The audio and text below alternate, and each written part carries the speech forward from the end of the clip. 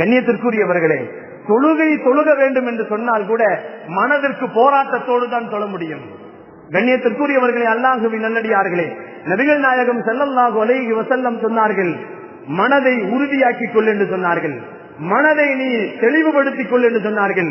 மனதிலே அல்லாஹுவை மட்டும் நீ ஏற்றிக்கொள், அல்லாஹு அல்லாததை நீ மனதிலிருந்து எடுத்துவிடு, உன் உள்ளம் பரிசுத்தமாகும், உடலும் பரிசுத்தமாகும். தஸ்கியத்துல் கல்ப் என்று சொன்னார்கள் பெருமான் ஸல்லல்லாஹு அலைஹி வஸல்லம்.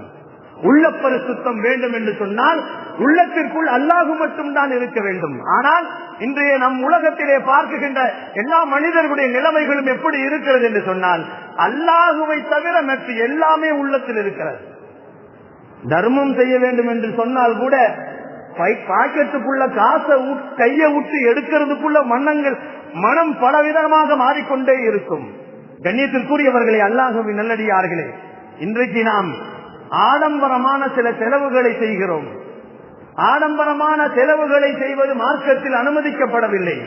ஆனால் காசு கொடுத்து செலவுகளை செய்து பாவங்களை சம்பாதிக்கக்கூடிய இந்த ஆன்மாக்களுக்கு கட்டுப்பட்டவர்களாக உலகத்திலே நாம் வாழ்ந்து கொண்டிருப்பதை பார்க்கிறோம். நம்ம யாராவது பார்த்து குறை சொல்லிவிடக் கூடாது.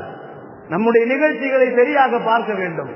நம் நிகழ்ச்சிகளை சரியாக இருக்க வேண்டும் என்பதற்காக வேண்டி, சில விஷயங்களுக்காக வேண்டி, சில விசேஷங்களிலே நாம் என்ன செய்கிறோம் என்று சொன்னால், மனதை நாம் முழுமையாக வீண் விரயத்தின் பக்கமாக நாம் தூண்டிவிட்டு வீண் விரயங்களை செய்வதன் மூலமாக நாம் பாவங்களை காசு கொடுத்து வாங்குகிறோம் என்பதை நாம் மறந்துவிட முடியாது. கண்ணியத்திற்குரியவர்களே, அல்லாஹுவின் நல்லடியார்களே, பெருமானார் ஸல்லல்லாஹு அலைஹி வஸல்லம் அவர்கள் நமக்கு சொன்னார்கள், ஒரு மனிதனுடைய மனம் இருக்கிறது அல்லவா, சாதாரணமானதல்ல. அவனை வாழவும் செய்யும், அவனை சாகவும் செய்யும் என்று சொன்னார்கள் பெருமான் ஸல்லல்லாஹு அலைஹி வஸல்லம். அன்பிற்கினியவர்களே, வீதியிலே செல்லுகின்ற நேரத்திலே ஒரு பெண்ணை நாம் 2 கண்களை கொண்டு பார்த்தால் இந்த மனம் என்ன சொல்லுகிறது? மனம் என்ன சொல்லுகிறது? நபிகள் நாயகம் ஸல்லல்லாஹு அலைஹி வஸல்லம் அவர்கள் சொல்லுவார்கள், ஒரு அந்நிய பெண்ணை பார்ப்பதினால் அந்த அந்நிய பெண்ணினுடைய உடலில் இருந்து உறுப்புகளை முழுக்க ஒரு மனிதனுடைய உள்ளங்கள் அவன் என்ன செய்ய வேண்டும் என்றெல்லாம் உதிக்கிறது. இது மனிதனுக்கு இயல்பானதை அல்லாஹ் படைத்திருக்கிறான். மனிதன் பாவம் செய்யக்கூடியவன் தான்.